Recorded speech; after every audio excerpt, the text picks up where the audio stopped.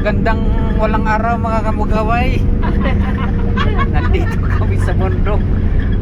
Makulimlim ang panahon kaya walang araw. Haba pa ng aming lalakbayin mga kamugaway. Hindi kami makatulog. Dahil ang daan ay parang bitukang bato. Sa sobrang liko-liko. Yan mga kamugaway.